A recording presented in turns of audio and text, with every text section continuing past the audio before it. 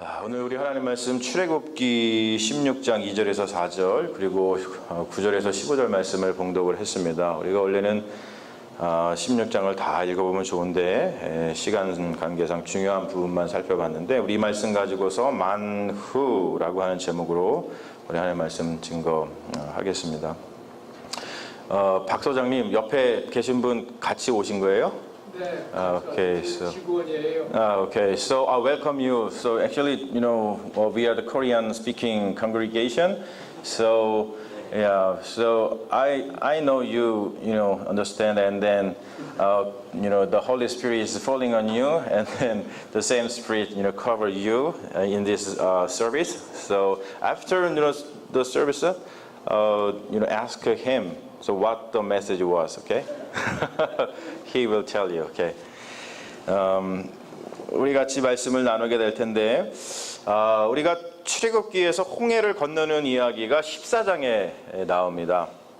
10가지 재앙을 통해서 하나님이 자기 백성을 출애굽시키실 것에 대한 의지를 전하시죠. 그리고 이제 마지막 10번째 재앙 때 이스라엘에게 은혜를 베푸시죠. 그리고 마지막 10번째 재앙이 뭔지 아시죠?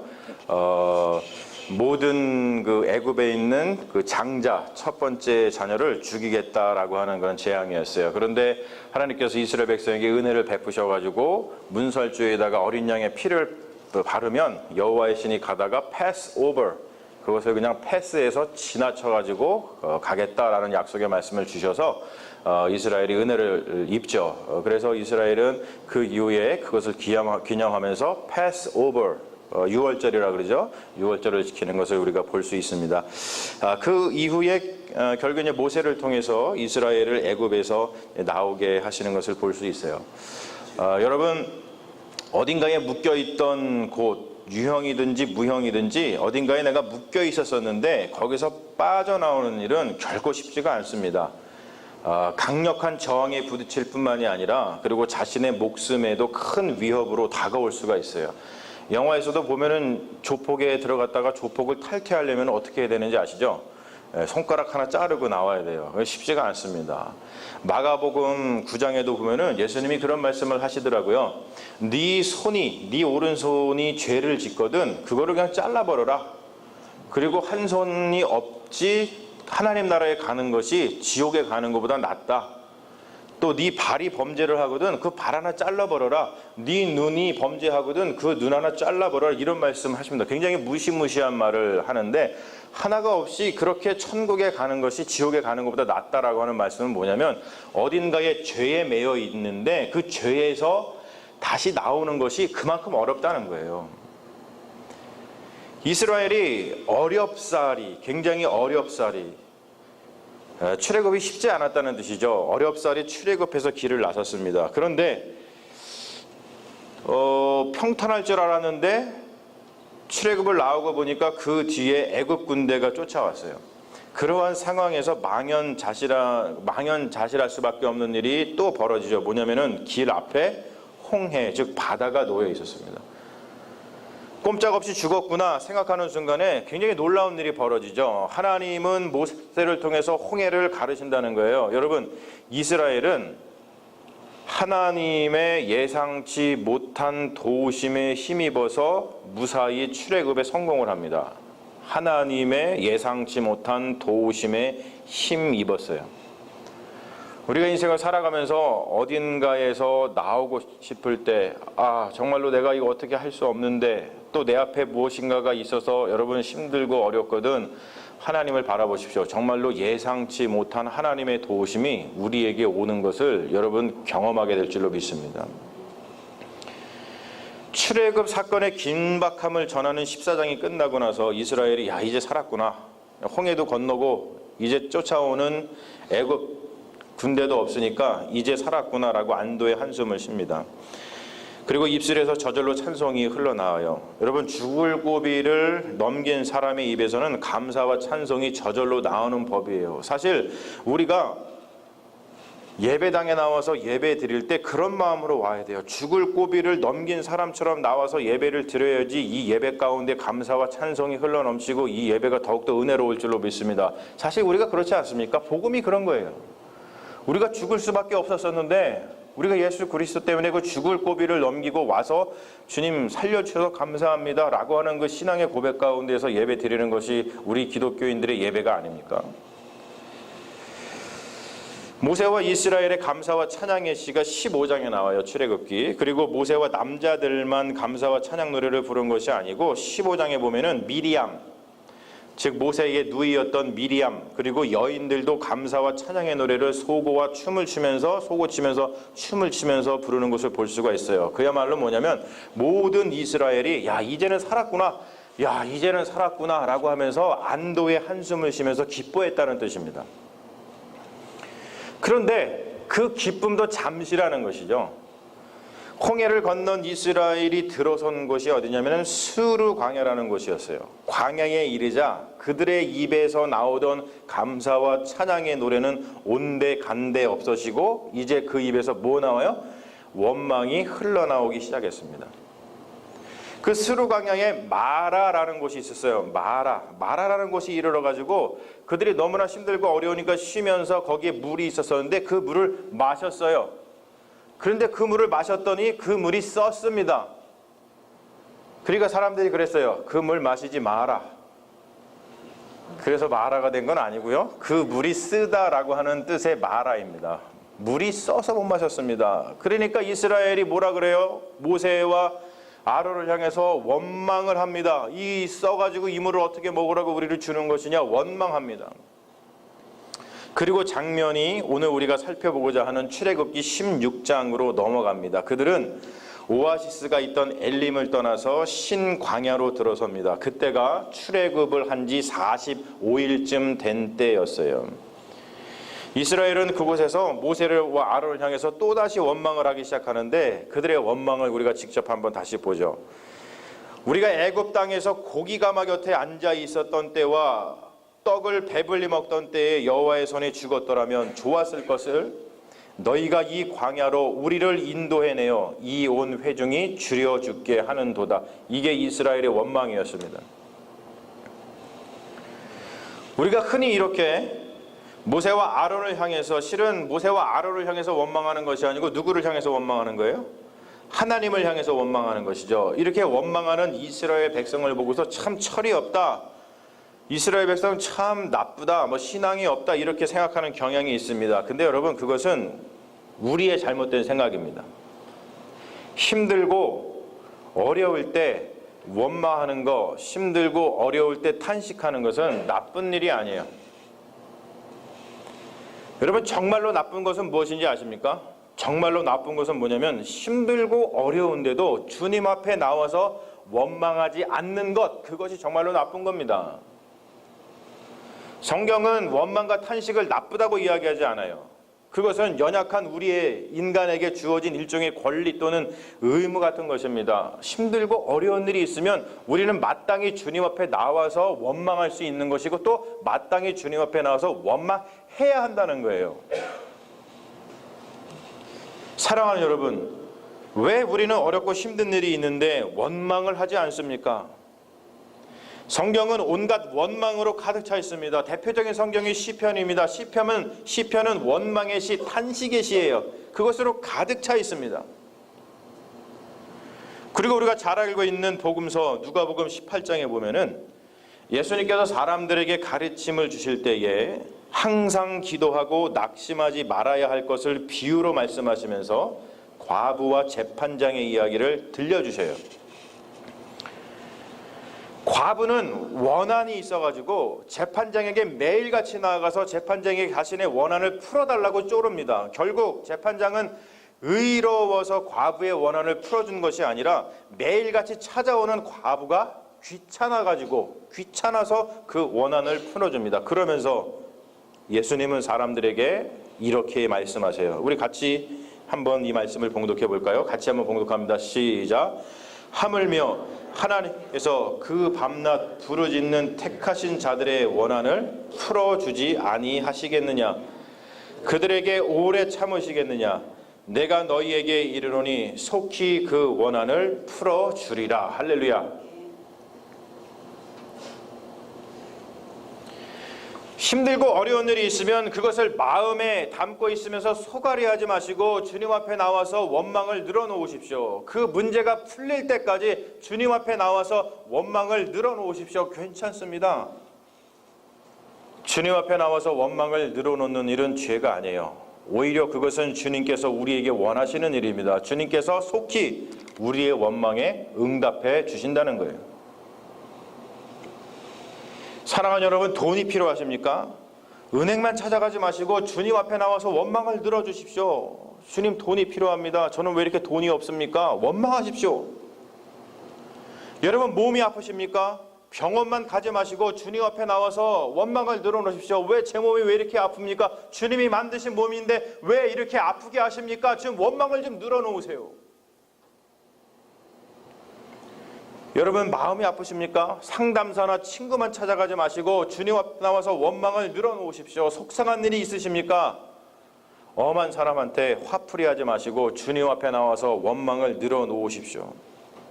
저는요, 우리 교회가 원망하는 사람들로 가득 찼으면 좋겠어요.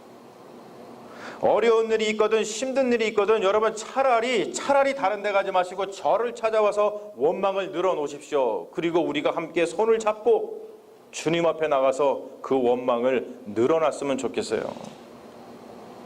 여러분, 그러면 주님께서 우리를 긍휼히 여겨주시지 아니하시겠습니까? 저는요, 우리 교회가 너무나도 점잖고 조용한 것이 마음이 아파요. 이게 얼마나 점잖으시고 조용하신지. 교회의 의자를 너무나 좀 뽀송뽀송하게 놓아두지 마시고 교회의 의자를 눈물로 적셔보십시오. 여러분, 그런 교회가 좋은 교회이고 그런 교회가 하나님이 긍휼하게 여기시는 교회가 아니겠습니까? 제가 여러분들 앞에서 웃을 수 있는 이유는 다른 데 있지 않아요. 제가 하나님 앞에서 매일 울기 때문입니다. 사람 앞에서 우는 것은 흉이나 놀림거리가 될 수 있지만 하나님 앞에서 우는 것은 은혜가 되는 줄로 믿습니다. 그것은 은혜 받는 길입니다. 4절 말씀을 보십시오. 광야에서 물이 없어서 원망하고 먹을 게 없어서 원망하는 이스라엘에게 하나님께서 벌을 내리신 것이 아니라 그들의 원망을 들으시고 그들이 원하는 것을 내려주셨다는 거예요. 뭐라고 말씀하십니까? 모세에게 이르시되 보라, 내가 너희를 위하여 하늘에서 양식을 비같이 내리리니 백성이 나가서 일용할 것을 날마다 거둘 것이니라. 하나님은 우리의 원망을 꾸짖는 분이 아니라 우리의 원망에 응답하시는 분이신 줄로 믿습니다. 여러분, 그러면 제가 여기서 좀 질문을 한 가지 할까 해요. 제가 지금 여러분들한테 말씀을 전했듯이 원망이 전혀 문제가 아니라면 그렇다면 오늘 말씀 가운데 도대체 무엇이 문제입니까? What is the real problem? Today message.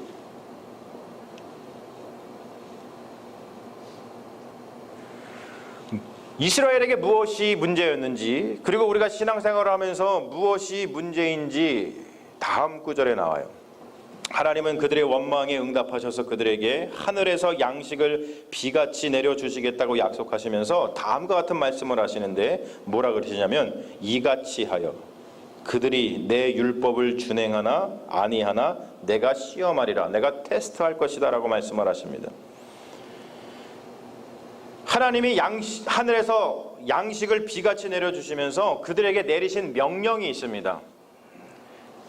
그 원망을 들으시고 그 원망대로 소원을 이루어 주시면서 그러면서 하신 명령이 있어요. 한 가지가 뭐냐면 같이 한번 읽어볼까요? 같이 한번 읽어봅니다. 시작. 너희 각 사람은 먹을 만큼만 이것을 거둘지니 곧 너희 사람 수요대로 한 사람에게 한 오멜씩 거두되 각 사람이 그의 장막에 있는 자들을 위하여 거둘지니라. 그리고 이어서 이런 명령을 내리십니다. 같이 읽습니다. 아무든지 아침까지 그것을 남겨두지 말라.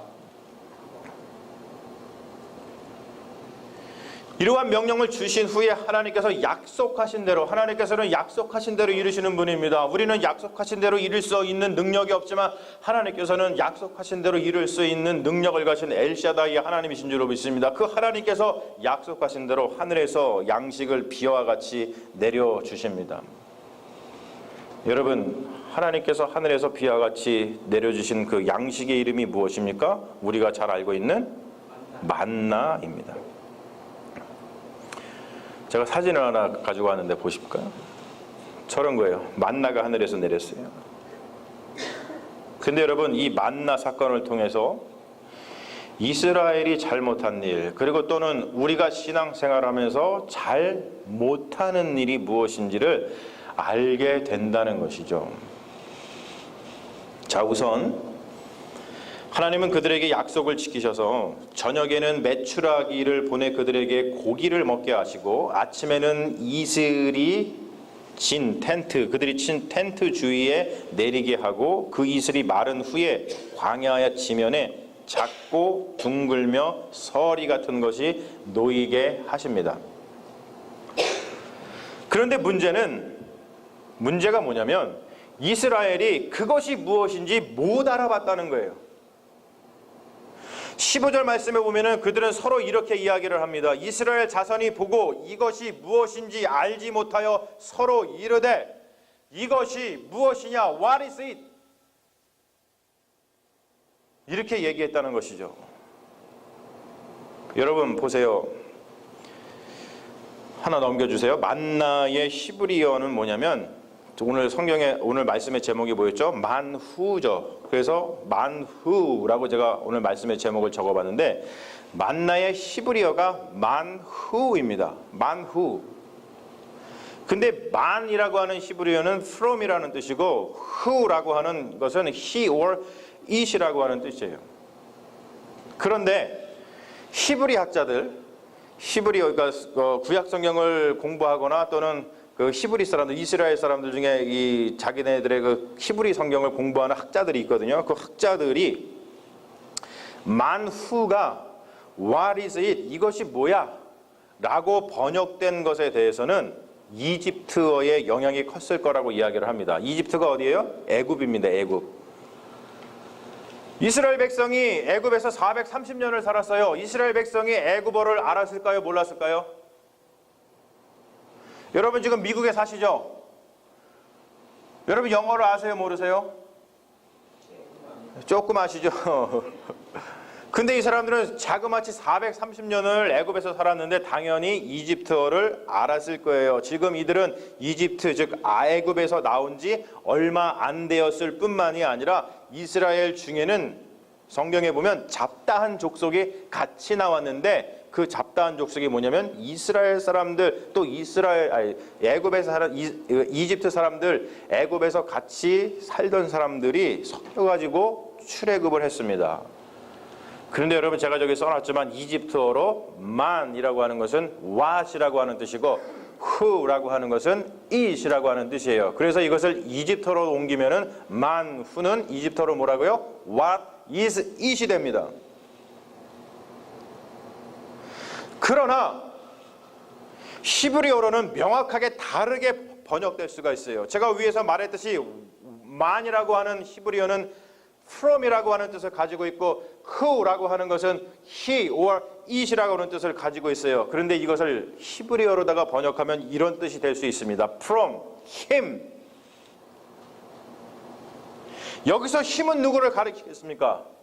당연히 여호와 하나님을 가리키겠죠. 즉 이것을 번역하면 뭐라고 할 수 있냐면 이것은 여호와 하나님으로부터 온 것이다 라는 뜻이 된다는 거예요. 그런데 문제는 이스라엘이 그것을 몰랐다는 것이죠. 이것이 누구에게서 온 것인지를 몰랐습니다. 모세를 통하여서 여호와 하나님께서 그들에게 먹을 것을 비같이 내려주시겠다고 약속하셨는데도 불구하고 그들은 이것이 여호와 하나님께로부터 온 것인 줄을 몰랐다는 거예요. 여러분 그래서 그들은 야 이것을 보고서 하나님께서 내려주셨구나 man who from him 이라고 얘기하지 아니하고 What is it? 이게 뭐야? 이게 도대체 뭐야? 라고 물었을 때 그렇게 얘기했을 때 그때 모세가 그들에게 알게 하기 위해서 오늘 말씀 보니까 뭐라 그래요? 이는 여호와께서 너희에게 주어 먹게 하신 양식이라 라고 콕 집어서 이야기해 주는 것을 볼 수가 있습니다. 문제는, 정말 문제는 우리가 하나님께 원망하는 것이 아니라 하나님 앞에 원망을 해서 하나님께서 그 원망을 들으시고 우리에게 응답을 해 주셨는데, 그래서 지금 내 삶 가운데 만나가 지천에 널려 있는데 그것이 하나님께서 우리에게 응답으로 내려주신 만나라는 것을 모르는 데 있다는 것이죠. 그게 문제라는 거예요. 그게. 하나님은 결코 우리의 원망을 원망으로 머물게 하지 않으십니다. 하나님은 우리의 원망을 바꿔서 감사와 찬송으로 바꾸어 주시는 분이십니다. 문제가 뭐냐? 우리의 원망을 들으시고 그 원망을 감사와 찬송으로 바꾸어 주시기 위해서 우리에게 내려주신 만나를 우리가 몰라보고 우리가 여전히 원망하면서 사는, 바로 그것이 문제라는 거예요. 근데 오늘 말씀 보면은 여러분, 이것만이 이스라엘의 문제가 아니었습니다. 하나님께서는 이스라엘에게 만나를 내려주시겠다고 약속하신 뒤에 이같이 하여 그들이 내 율법을 준행하나 아니하나 내가 시험하리라 라고 말씀을 하셨어요. 그리고 그들에게 만나를 거두는 법에 대해서 지침을 내리셨습니다.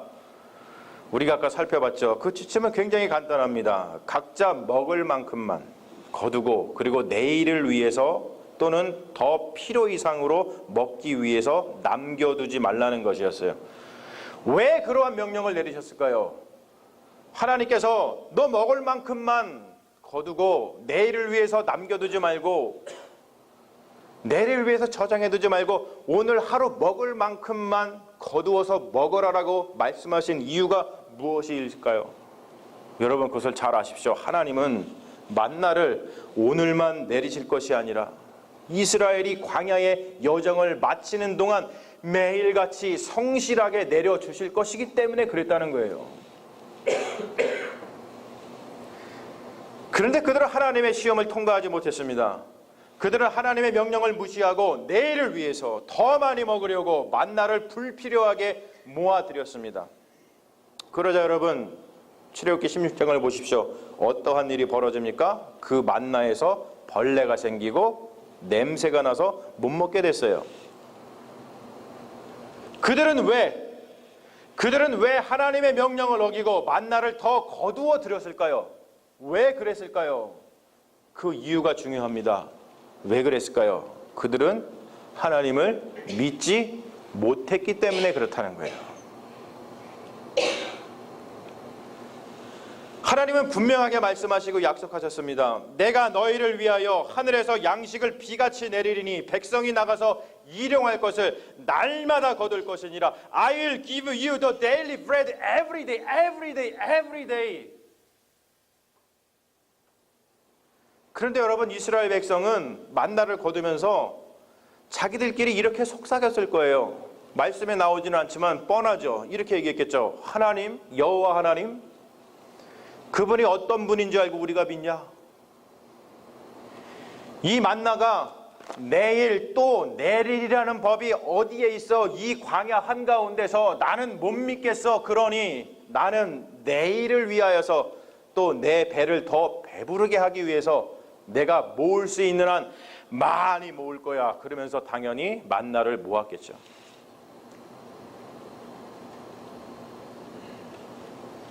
사랑하는 여러분, 이처럼 만나, 만후는 믿는 자에게는 from him, 여호와 하나님께로부터 온 것이 그런 뜻이 되지만, 믿지 못하는 자에게는 what is it? 이게 뭐야? 라는 뜻이 된다는 거예요. 여러분, 이러한 현상이 여기서만 끝난 것이 아닙니다. 지금으로부터 2000년 전 유대 땅에서도 똑같이 반복되는 것을 볼 수가 있어요. 요한복음 6장에 보면은 예수님을 만나와 대비해서 예수님이 누구인지를 증거하는 말씀이 나옵니다. 우리 같이 한번 봉독해 보시죠. 저기 말씀이 있습니다. 같이 봉독합니다. 시작. 나는 생명의 떡이니 내게 오는 자는 결코 줄이지 아니할 터요 나를 믿는 자는 영원히 목마르지 아니하리라. 내가 곧 생명의 떡이니라.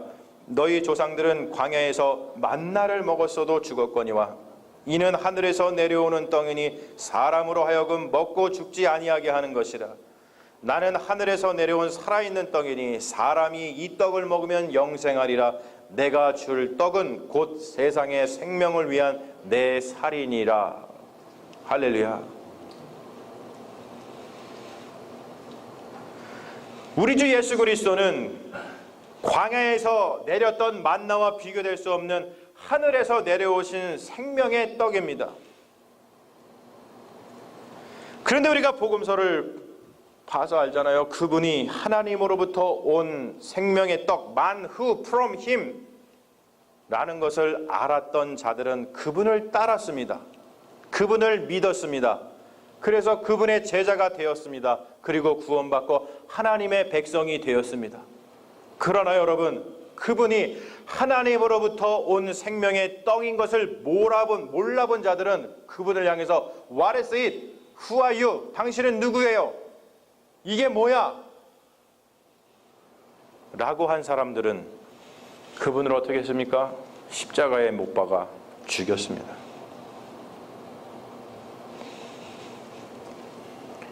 여러분들에게 이 시간 질문하고 싶습니다. 만후, 만나, 지금 여러분 주변에 주님께서 놓아주신 그 만나를 하나님으로부터 온 것이라는 것을 알아보고 계십니까? 여러분들의 배우자, 여러분들의 자녀, 여러분이 지금 섬기고 있는 교회, 목회자, 여러분 옆에 있는 형제 자매들, 친구, 여러분이 다니는 직장, 여러분들의 직장 동료, 하나님께서는 여러 가지를 만나와 같이 우리의 삶에 지천으로다가 놓아주셨어요. 그런데 여러분, 그것이 여러분들에게 하나님으로부터 오신 만후입니까? 아니면 그것이 무엇인지 몰라서 What is it? 라고 하면서 불평하고 원망하고 계십니까? 여러분은 지금 예수 그리스도께서 하늘에서 온 생명의 떡이라는 것을 알아보고 그분의 살과 피를 먹으면서 그 안에서 영원한 생명, 구원의 기쁨을 누리고 계십니까? 사랑하는 여러분, 주님은 우리의 원망, 우리의 탄식, 우리의 기도를 들으시고 반드시 만나를 내려주시는 신실한 하나님이신 줄로 믿습니다. 그러니 여러분, 두려워하지 말고 신실하신 하나님을 믿으십시오. 믿음 없는 자가 되지 말고 믿음 있는 자가 되십시오.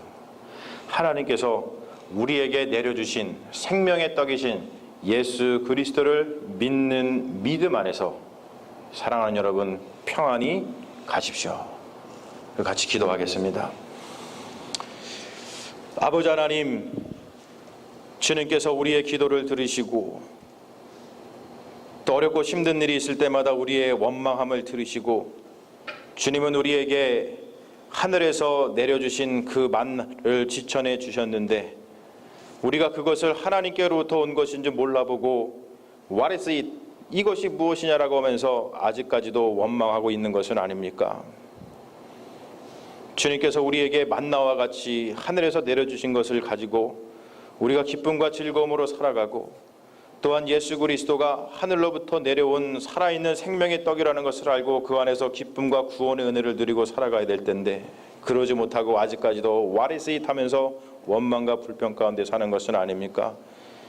주님, 오늘 말씀을 통해서 다시 한번 우리 입술 가운데 고백하는 우리 삶에 있는 만나가 What is it이 아니라 From Him, 하나님으로부터 온 것이라는 것을 고백하는 믿음의 자녀 되게 하여 주셔서 하나님이 주시는 그 만복을 누리면서 살아가는 하나님 나라의 백성이 다 되게 하여 주시옵소서. 주님께서 우리와 함께하여 주실 줄로 믿사오며 우리를 구원하신 예수님 이름 받들어 간절히 기도 올리옵나이다. 아멘. 주여 믿습니다.